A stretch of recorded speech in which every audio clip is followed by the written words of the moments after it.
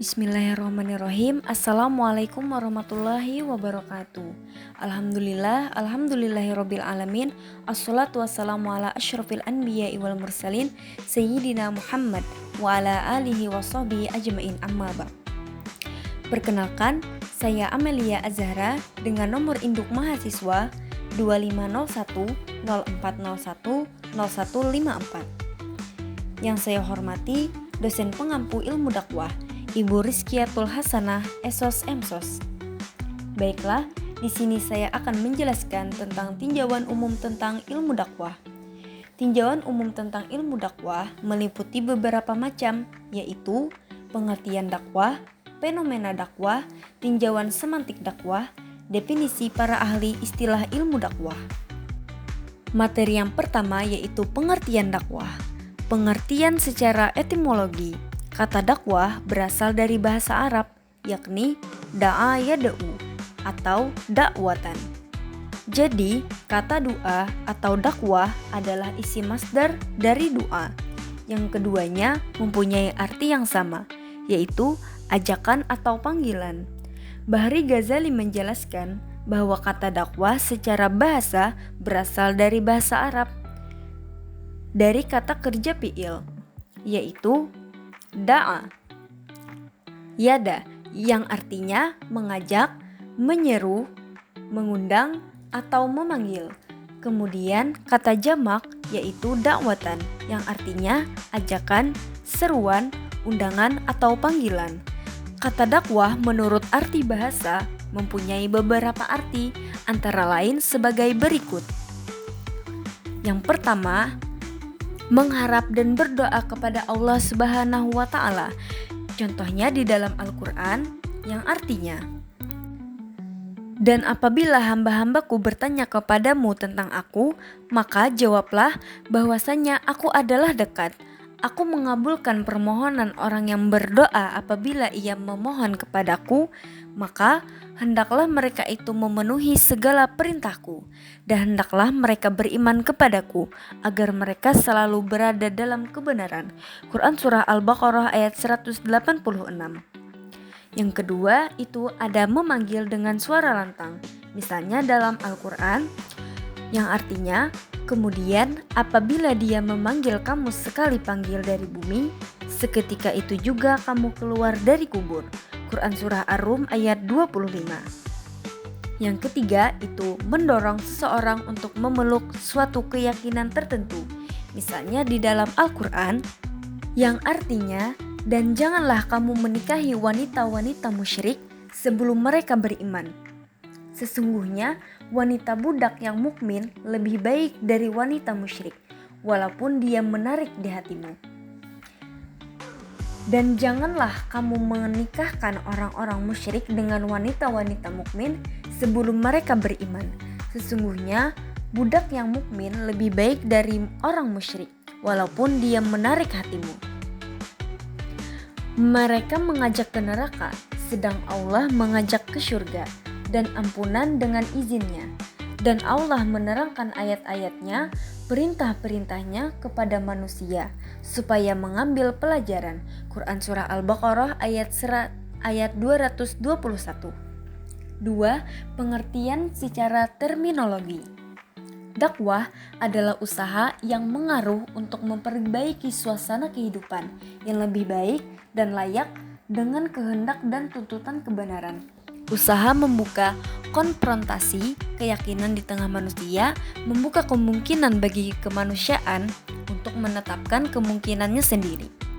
Dakwah adalah mendorong atau memotivasi umat manusia agar melaksanakan kebaikan dan mengikuti petunjuk kebaikan. Sementara menurut Bahi, dakwah adalah standar nilai-nilai kemanusiaan dalam tingkah laku pribadi-pribadi, di dalam hubungannya antar manusia, dan sikap perilaku antar manusia. Dakwah mengandung pengertian sebagai suatu kegiatan ajakan baik dalam bentuk lisan, tulisan, tingkah laku, dan sebagainya yang dilakukan secara sadar dan berencana dalam usaha memengaruhi orang lain baik secara individual maupun secara kelompok, agar supaya timbul dalam dirinya suatu pengertian kesadaran, sikap penghayatan, serta pengalaman terhadap ajaran agama sebagai pesan yang disampaikan kepadanya tanpa adanya unsur-unsur paksaan. Arti kata dakwah yang sering terdengar adalah gambaran seseorang yang sedang menyampaikan pesan-pesan dakwah di hadapan jamaah yang banyak jumlahnya. Model tersebut tidak selalu salah, akan tetapi juga tidak selalu benar. Gambaran seperti tersebut hanyalah merupakan salah satu metode dakwah yang sering dipakai orang karena kepraktisan dan keumumannya. Lagi pula, dakwah dengan metode seperti tersebut sudah dikenal dan dipakai orang sejak zaman dahulu kala. Memasuki materi yang ketiga, yaitu fenomena dakwah. Pengertian fenomena dakwah merupakan gabungan dari dua kata, fenomena dan dakwah. Fenomena dalam kamus ilmiah memiliki arti suatu fakta atau gejala-gejala, peristiwa-peristiwa adat, serta bentuk keadaan yang dapat diamati dan dinilai lewat kacamata ilmiah. Dakwah terus mengalami perubahan seiring perkembangannya zaman dan lahirnya generasi-generasi baru. Maksud perubahan dakwah di sini ialah dari segi metode, media, dan pemikiran baru umat manusia. Beberapa hal yang mencakup perubahan dan kedinamisan dakwah ini adalah sebuah fenomena dakwah yang terjadi dengan berbagai respon dan gejala yang timbul sebagai wujud tantangan dakwah agar tetap eksis melakukan perannya bagi umat manusia. Realitanya, dakwah merupakan sebuah aktivitas yang memerlukan banyak pendekatan dalam disiplin ilmu. Artinya, ilmu dakwah tidak dapat berdiri sendiri tanpa pendekatan ilmu lain seperti komunikasi, ilmu budaya, ilmu sosial, ilmu ekonomi, dan sebagainya. Dalam praktiknya, komponen-komponen dakwah memiliki pendekatan cabang ilmu lain sebagai ilmu bantu seperti dai, objek kajian. Dakwahnya adalah perilaku sosial. Selanjutnya kita memasuki materi yang kedua, yaitu fenomena dakwah. Ilmu pengertian fenomena dakwah merupakan gabungan dari dua kata, sosiologi, fenomena, dan dakwah, sosiologi agama, psikologi agama, dan ilmu hukum. 2. Perubahan fenomena dakwah. Sebagaimana seiring berjalannya waktu, fenomena dakwah mengalami perkembangan dari masa ke masa dari berbagai macam segi sebagai berikut. A. Media dakwah. Sebagaimana bahwa dakwah telah terjadi bahkan sebelum agama Islam lahir, maka sudah dapat dipastikan bahwa media atau alat bantu penyebaran dakwah telah mengalami perubahan dari waktu ke waktu. Berasal dari ajakan suara, perkumpulan secara langsung antara dai dan umat, di mana pada masa itu dakwah berada di titik awal tanpa media, bantuan secara indera dan pesan kebaikan yang diketahui. Berlanjut hingga akhirnya media dakwah mulai bermunculan, meski masih dalam bentuk tradisional, seperti yang dilakukan oleh Wali Sanga di Nusantara, yang mana mereka menggunakan alat-alat kebudayaan setempat untuk menyebarluaskan agama Islam serta pesan-pesan moralnya. Adapun beberapa kerajaan Islam, mereka melakukan media surat untuk mengenalkan agama Islam serta ajarannya kepada kerajaan atau keluarga besar di sana. Media dakwah mulai mengalami beberapa peningkatan seiring teknologi yang semakin canggih. Kini, dakwah dapat diperluaskan melalui media sosial dalam bentuk konten-konten kreatif. Semua orang dapat dengan mudah mengakses ajaran yang disebarkan karena bantuan teknologi yang ikut andil mengubah media dakwah. B. Isu dakwah. Isu dakwah tak lepas dari apa yang sedang terjadi di lingkungan sekitar. Ajaran-ajaran Islam yang bersumber utama dari Al-Quran dan Hadis menunjukkan ajaran dan solusi yang relevan untuk seluruh zaman. Dengan problem kehidupan manusia yang semakin kompleks, sehingga isu-isu yang diangkat dalam dakwah mengalami perubahan di masa pada zaman sebelumnya. belum ada terjadi suatu permasalahan seperti yang dihadapi oleh zaman sekarang ini. C. Lingkungan dan mindset audience. Suatu lingkungan mengalami perubahan, salah satunya karena ilmu pengetahuan yang sangat berkembang, menciptakan hal-hal baru dan ide yang menghasilkan karya sehingga berdampak pada lingkungan sosial, yang mana secara tidak langsung hal tersebut dapat mempengaruhi pola pikir manusia yang hidup di zaman itu. Inilah salah satu tantangan dakwah agar dapat beradaptasi dengan pola pikir audiens atau umat yang berbeda dari zaman sebelumnya. Karena pola pikir manusia yang berubah, maka strategi dakwah dan cara penyampaiannya pun juga mesti menyesuaikan agar tidak terjadi kesalahpahaman, ketidakcocokan, dan kontra yang berlebih. 3. Prinsip metode dakwah. Pada umumnya, metode yang diterapkan dalam dakwah adalah meliputi 3 prinsip sebagai berikut. A. Prinsip kearifan atau hikmah kearifan. Cara ini dapat juga disebut dengan cara yang bijaksana, yang dapat ditafsirkan sebagai suatu cara pendekatan yang mengacu pada kearifan budaya sehingga orang lain tidak merasa tersinggung atau merasa dipaksa untuk menerima suatu gagasan atau ide tertentu, terutama menyangkut perubahan diri dan masyarakat ke arah yang lebih baik dan sejahtera.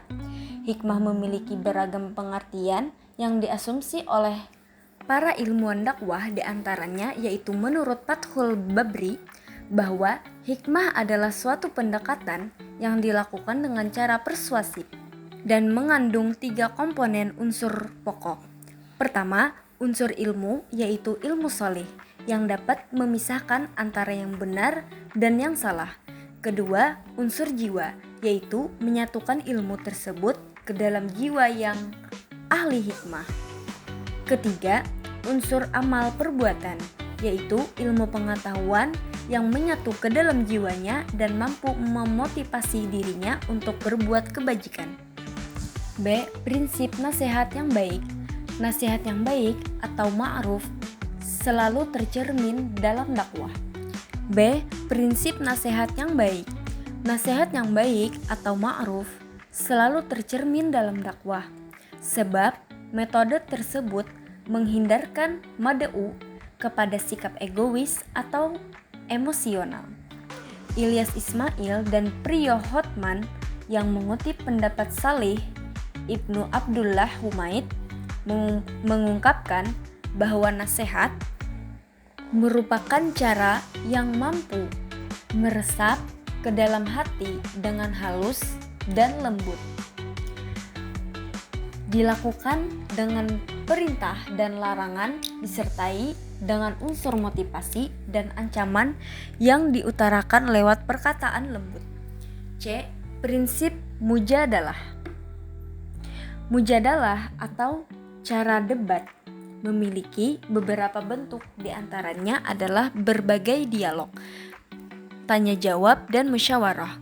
Prinsip ini merupakan tukar pendapat yang dilakukan oleh dua pihak atau lebih secara sinergis yang tidak melahirkan permusuhan, dengan tujuan agar mad'u menerima pendapat yang diajukan dengan memberikan argumentasi dan bukti yang kuat. Aplikasi dalam dakwah radikal jika terdapat mad'u sukar, meninggalkan bentuk-bentuk dakwah menyimpang, maka dai dapat melakukan dengan cara musyawarah atau memberikan argumentasi yang logis. Dari beberapa fenomena yang terjadi, dakwah Islam memiliki wilayah yang luas dalam semua aspek kehidupan. Ia memiliki ragam bentuk, metode, media, pesan, pelaku, dan mitra dakwah. Kita sendiri tidak bisa terlepas dari kegiatan dakwah, baik sebagai pendakwah maupun mitra dakwah. Dakwah adalah denyut nadi Islam, sehingga agama Islam dapat bergerak dan hidup karena dakwah. Lanjut materi selanjutnya, tinjauan semantik dakwah.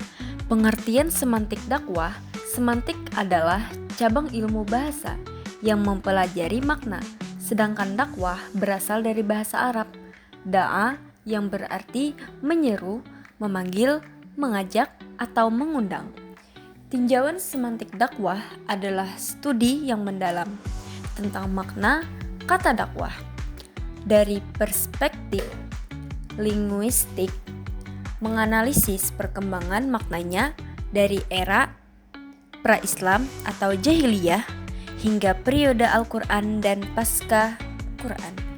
Dalam Al-Quran, kata dakwah dan berbagai bentuk katanya ditemukan sebanyak 198 kali menurut hitungan Muhammad Sultan.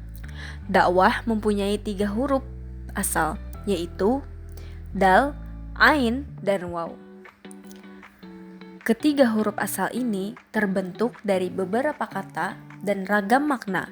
Makna tersebut adalah memanggil, mengundang, minta tolong, meminta, memohon, menanamkan, menyuruh datang, mendorong, menyebabkan, mendatangkan, mendoakan, menangisi, dan meratapi. 2. Makna dakwah dalam Al-Quran. A. Doa, seperti dalam surah Ali Imran ayat 38, yang artinya, di sanalah Zakaria berdoa kepada Tuhannya seraya berkata, "Wahai Tuhanku, berilah aku dari sisi Engkau seorang anak yang baik. Sesungguhnya Engkau Maha Pendengar doa." B.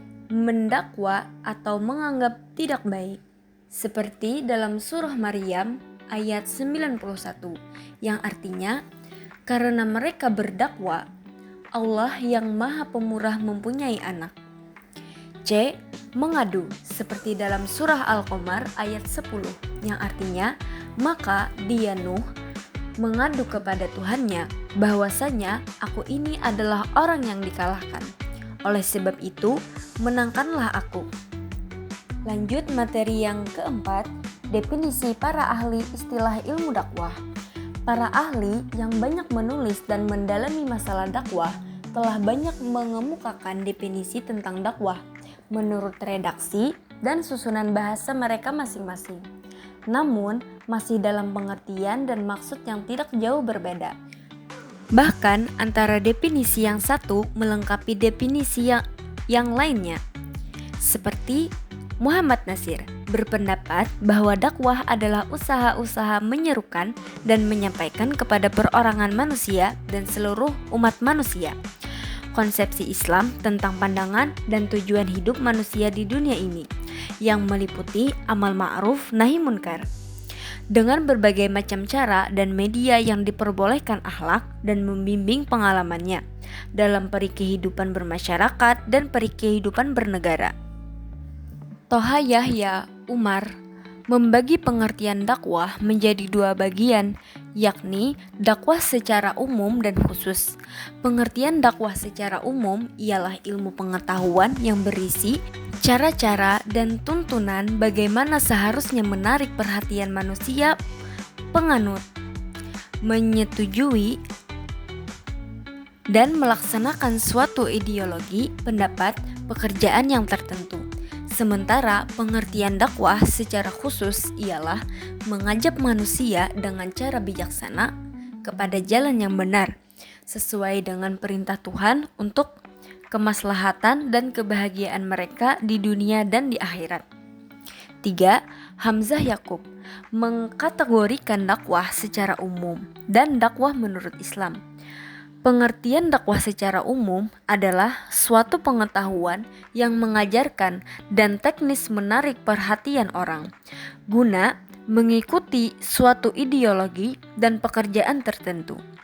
Adapun definisi dakwah Islam adalah mengajak umat manusia dengan hikmah kebijaksanaan untuk mengikuti petunjuk Allah dan Rasul. Selanjutnya mengenai konsepsi dan posisi dasar hukum, fungsi dan tujuan dakwah, yaitu yang meliputi konsepsi dan posisi dasar hukum, fungsi dakwah dan tujuan dakwah. Konsepsi dan posisi dasar hukum. Konsep dan posisi dakwah menurut Al-Quran. Kata dakwah berulang kali disebut dalam Al-Quran dengan segala perubahan bentuknya. Jika dilihat dari segi pemaknaan, kata dakwah di dalam Al-Quran mempunyai banyak makna, mulai dari kata dakwah yang dimaknai sebagai penamaan seperti pada Quran Surah Al-Isra ayat 110, ibadah seperti pada Surah Maryam ayat 48, pertanyaan seperti pada Quran Surah Al-Baqarah ayat 186, penisbatan seperti pada Quran Surah Maryam ayat 91, permintaan, bantuan, dan pertolongan seperti pada Quran Surah Al-Baqarah ayat 23, dan yang terakhir panggilan atau seruan seperti pada Quran Surah Al-Ma'arij ayat 17, Quran Surah Ali Imran ayat 104, dan Quran Surah An-Nahl ayat 125. Konsep dakwah menurut hadis. Sebagai sumber kedua dari pembahasan dakwah, hadis secara teoritis maupun praktis juga menjadi landasan teologis sebagaimana Al-Quran. Di samping itu, hadis juga menjadi landasan hukum, meliputi materi pokok, sumber inspirasi, dan sumber motivasi dalam mengembangkan dakwah. Sebagai landasan teologis, dakwah merupakan bagian dari ajaran Islam yang harus diyakini kebenarannya dan wajib dilaksanakan. Bahkan, Nabi memberi contoh bahwa hidupnya diabadikan untuk dakwah. Adapun sebagai landasan hukum, hadis banyak menyebut kata dakwah dengan menggunakan bentuk fi'il amar atau perintah, dan juga kata dakwah yang didahului oleh kalimat perintah. Misalnya dari Abu Sa'id Al-Khudri radhiyallahu anhu berkata, "Saya mendengar Rasulullah SAW bersabda, siapa di antara kamu yang melihat kemungkaran, haruslah merubah dengan tangannya. Jika tidak mampu, maka dengan lisan. Dan bila tidak mampu, dengan hatinya atau berdoa. Dan ini selemah-lemahnya iman." Hadis riwayat Muslim. Selanjutnya, fungsi dakwah. Fungsi dakwah pada dasarnya, dakwah memiliki dua fungsi utama, yaitu fungsi risalah dan fungsi kerahmatan. Secara risalahan, dakwah ilmiah dapat dipahami sebagai proses pembangunan dan perubahan sosial menuju kehidupan yang lebih baik. Sementara dakwah dalam fungsi kerahmatan adalah upaya menjadikan Islam sebagai konsep bagi manusia dalam menjalankan kehidupannya. Berdasarkan fungsi tersebut, dikembangkan beberapa fungsi lain, diantaranya sebagai berikut. 1. Fungsi informatif, yakni menyampaikan suatu informasi kepada objek yang diinginkan. 2. Fungsi tabyin, yakni merupakan fungsi kedua setelah syariat Al-Quran. Itu diinformasikan kepada publik. Seseorang, dai, harus bertindak sebagai narasumber yang berfungsi menjelaskan hakikat Islam kepada audiens. Oleh karena itu, tabyin merupakan salah satu konsep dakwah yang diperkenalkan oleh Al-Quran. 3. Fungsi tabisyir, yakni kegembiraan bagi para penerima dakwah dan sebaliknya, menginformasikan tentang ancaman yang akan menimpa orang-orang yang menolak kehadiran dakwah Islam. 4. Sebagai sebuah petunjuk, dakwah Islam mutlak dilakukan agar Islam menjadi rahmat penyejuk bagi kehidupan manusia. 5. Menjadi orisinal pesan dakwah dari Rasulullah SAW dan menyebarkannya kepada lintas generasi. 6. Mencegah laknat Allah Subhanahu wa Ta'ala, yakni siksaan untuk keseluruhan manusia di dunia. 7. Dengan dakwah, umat Islam dapat menjadi saudara. Dakwah Islam mutlak diperlukan agar Islam menjadi penyejuk bagi kehidupan manusia melalui dakwah. Islam tersebar ke seluruh penjuru dunia. Jadi, dakwah Islam berfungsi sebagai tongkat estafet peradaban manusia. Selanjutnya yaitu tujuan dakwah. Secara umum, tujuan dakwah adalah terwujudnya kebahagiaan dan kesejahteraan hidup manusia di dunia dan di akhirat yang diridhai oleh Allah Subhanahu wa taala. Adapun tujuan dakwah pada dasarnya dapat dibedakan dalam dua macam tujuan sebagaimana berikut. 1.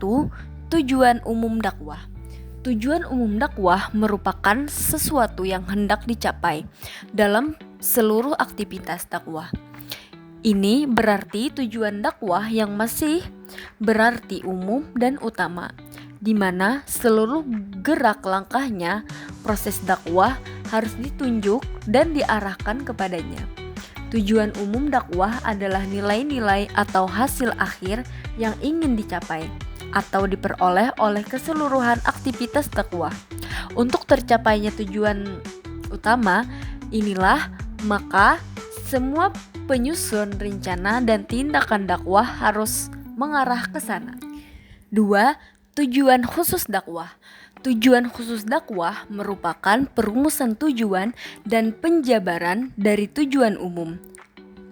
Tujuan ini dimaksudkan agar dalam pelaksanaan seluruh aktivitas dakwah dapat diketahui secara jelas kemana arahnya, ataupun jenis kegiatan apa yang hendak dikerjakan, kepada siapa berdakwah, dengan cara apa, bagaimana, dan sebagainya.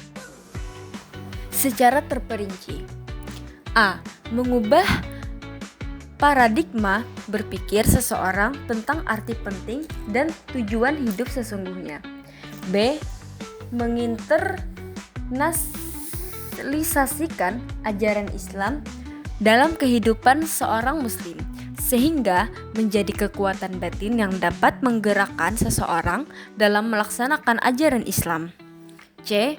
Wujud dari internalisasi ajaran Islam tersebut adalah seorang muslim memiliki keinginan untuk mengaplikasikan ajaran Islam dalam kehidupan sehari-hari. Selanjutnya yaitu proses dan unsur-unsur dakwah yang meliputi proses dakwah dan unsur-unsur dakwah. Proses dakwah. Secara teoritis, proses dakwah adalah suatu tahapan dalam melakukan kegiatan dakwah, baik dalam bentuk lisaniyah maupun tindakan atau perbuatan. Berdasarkan pengertian di atas, bahwa dapat disimpulkan bahwa proses kegiatan dakwah adalah upaya pelaksanaan dakwah yang dilakukan dai dengan melakukan beberapa tahap, yang dalam hal ini bisa dengan menggunakan lisan. Secara umum, proses dakwah merupakan perjalanan yang dilakukan dai sebagai subjek dakwah. Membahas masalah proses dalam kajian ini lebih diarahkan pada masalah dakwah, yang mana dakwah itu sendiri sering dimaknai sebagai suatu kerja di jalan Allah yang diimplikasinya adalah adanya perubahan dari buruk menjadi baik, baik menjadi lebih baik, yang tujuan akhirnya adalah keridhaan Allah Subhanahu wa taala dan kebahagiaan dua alam, dunia dan akhirat. Kegiatan dakwah merupakan sebuah penyampaian berupa informasi yang diberikan oleh orang yang memiliki pengetahuan lebih mengenai hal atau penyampaian dari seseorang. Selanjutnya yaitu unsur-unsur dakwah. Ilmu dakwah adalah ilmu yang mempelajari tentang bagaimana berdakwah atau mensosialisasikan ajaran Islam kepada objek dakwah atau masyarakat dengan berbagai pendekatan agar nilai-nilai sejarah Islam dapat direalisasikan dalam realitas kehidupan dengan tujuan agar mendapat ridha Allah Subhanahu wa taala agar tercapai kebahagiaan dunia dan akhirat. Ilmu dakwah merupakan bagian dari ilmu-ilmu sosial yang dirumuskan dan dikembangkan dengan mengikuti norma-norma ilmiah dari ilmu-ilmu sosial secara empiris, sistematis, dan logis. Ilmu dakwah juga memiliki beberapa ruang lingkup pembahasan, di antaranya yaitu 1. Materi dakwah yang meliputi bidang akidah, syariah, atau ibadah dan muamalah dan akhlak. Semua materi dakwah ini bersumber bersumber dari Al-Quran, As-Sunnah Rasulullah SAW, hasil ijtihad ulama, sejarah peradaban Islam. Kedua, subjek dakwah atau dai. Orang yang aktif melaksanakan dakwah kepada masyarakat. Dai ada yang melaksanakan dakwahnya secara individu, ada juga yang berdakwah secara kolektif melalui organisasi. 3. Objek dakwah mad'u adalah masyarakat atau orang yang didakwahi, yakni diajak ke jalan Allah agar selamat dunia dan akhirat. Masyarakat sebagai objek dakwah yang heterogen. 4. Metode dakwah, yaitu cara atau strategi yang harus dimiliki oleh dai dalam melaksanakan aktivitas dakwahnya. Metode dakwah ini ada 3 berdasarkan Al-Quran. Surah An-Nahl ayat 125, yaitu metode bil hikmah, metode mau'izah hasanah, dan metode mujadalah. 5. Media dakwah adalah media atau instrumen yang digunakan sebagai alat untuk mempermudah sampainya pesan dakwah kepada mad'u, seperti TV, radio, surat kabar, majalah, buku, internet, handphone, dan lainnya. Keenam, tujuan dakwah adalah tujuan yang hendak dicapai oleh kegiatan dakwah. Adapun tujuan dakwah itu dibagi 2, yaitu tujuan jangka pendek dan tujuan jangka panjang. Tujuan jangka pendek yang dimaksud adalah agar manusia mematuhi ajaran Allah dan Rasul-Nya dalam kehidupan sehari-hari. Selanjutnya yaitu objek studi ilmu dakwah yang meliputi objek formal dan objek material. Objek formal sudut pandang yang dikaji dalam disiplin utama ilmu dakwah, yaitu disiplin tabligh, pengembangan masyarakat Islam dan manajemen dakwah. Usaha manusia lain dengan ajaran Islam agar menerima, meyakini, dan mengamalkan ajaran Islam, bahkan memperjuangkannya. Objek formal terbagi menjadi 3, yaitu A. Disiplin tabligh. Tabligh adalah penyampaian pesan oleh dai terhadap orang-orang muslim atau non-muslim untuk kembali ke fitrahnya sebagai hamba yang wajib melaksanakan perintah-perintah Allah yang kita kenal dengan amar ma'ruf nahi munkar, seperti mengajak atau mengingatkan manusia mengerjakan sholat, puasa, zakat, bersedekah, berbuat baik terhadap sesama, dan lain-lain. Karena dalam agama manusia diperintahkan untuk saling menasehati antara satu dengan yang lainnya. B. Pengembangan masyarakat Islam. Pengembangan berarti memperluas jaringan Islam dimulai dari diri sendiri, keluarga, tetangga. Sebagai contoh, Rasulullah telah mengembangkan Islam dimulai dari keluarga sehingga Islam berkembang ke seluruh Mekah sampai ke Madinah, bahkan ke seluruh penjuru dunia.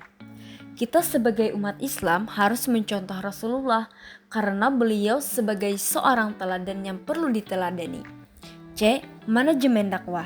Manajemen adalah cara bagaimana program atau rencana yang diciptakan dapat berjalan sebagaimana yang diinginkan. Dalam hal ini, manajemen dakwah sangat penting untuk membentuk agar dakwah yang disampaikan dai dapat diterima oleh mad'u. Selanjutnya yaitu objek material, yaitu semua aspek ajaran Islam, hasil ijtihad dan realisasinya terhadap sistem pengetahuan, teknologi, sosial, hukum, ekonomi, pendidikan, terdiri dari yaitu pendakwah, mitra dakwah, metode dakwah, pesan dakwah, dan media dakwah. Yang pertama yaitu pendakwah.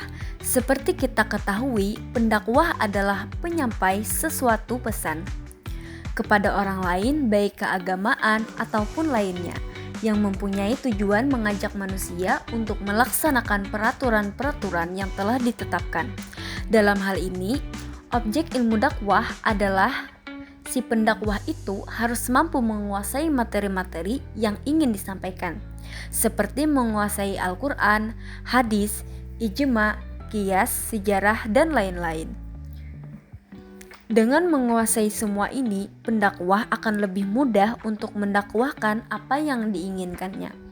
Kemudian, si pendakwah juga harus mempunyai sifat-sifat terpuji seperti jujur, amanah, sopan, dapat membaca keadaan, mudah tersenyum, sabar, ikhlas, dan lain-lain. B. Mitra dakwah. Mitra berarti teman. Dapat diartikan juga dengan orang yang mendengarkan dakwah. Di sini, mitra dakwah sangat membantu proses jalannya dakwah itu sendiri. Karena bagaimanapun hebatnya dai, apapun yang disampaikan tanpa adanya pendengar, saya kira tidak ada faedahnya. Dengan demikian, mitra dakwah termasuk dalam unsur-unsur objek dakwah. Selanjutnya yaitu metode dakwah. Metode adalah cara penyampaian sesuatu kepada audiens dengan menggunakan cara sebaik mungkin. Pada zaman Rasulullah SAW, tatkala beliau mengembangkan ajaran Islam, mula-mulanya dengan sirriyah atau sembunyi-sembunyi. Karena pada masa itu Islam masih dianggap asing, penduduk-penduduk Mekah masih menyembah berhala. Tetapi setelah Islam sudah banyak pengikutnya, barulah Rasulullah mendakwahkan Islam secara terang-terangan. Jadi metode atau cara-cara termasuk dalam subjek ilmu dakwah, karena agar orang yang mendengar dakwah dapat menerima dan memahami apa yang telah disampaikan. Yang keempat yaitu pesan dakwah. Seorang pendakwah tujuan utamanya adalah menyampaikan materi-materi atau pesan kepada mad'ulah, orang yang mendengarkan dakwah. Dalam hal ini, pendakwah harus dapat mengetahui pesan apa yang harus disampaikan agar mad'ulah dapat menerima dengan baik dan mudah dipahami. Agar pesan dapat diterima dengan baik, dai harus menguasai paling sedikit 7 perkara, yaitu harus mampu berbahasa dengan baik. Yang kedua, pesan yang disampaikan tidak perlu panjang. Yang ketiga, pesan tidak terlalu singkat. Yang keempat, pesan sesuai keadaan atau kejadian. 5. Pesan tidak mengandung perpecah belahan. Yang keenam, pesan mempunyai referensi. Yang ketujuh, pesan tidak memojokkan orang lain. Yaitu yang kelima atau yang terakhir, media dakwah. Media dakwah adalah alat-alat yang digunakan untuk memudahkan bagaimana dai mudah mentransfer pesan-pesan dakwah kepada mad'ulah.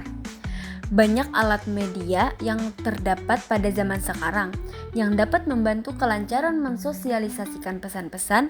Media ini terbagi menjadi 2, yaitu media cetak seperti surat kabar, majalah, spanduk, buletin, dan lain-lain.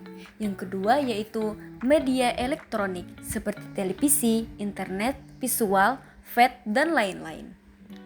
Baiklah, sekian dari saya dari materi ilmu dakwah. Saya memohon maaf yang sebesar-besarnya apabila terdapat kesalahan yang disengaja maupun yang tidak disengaja.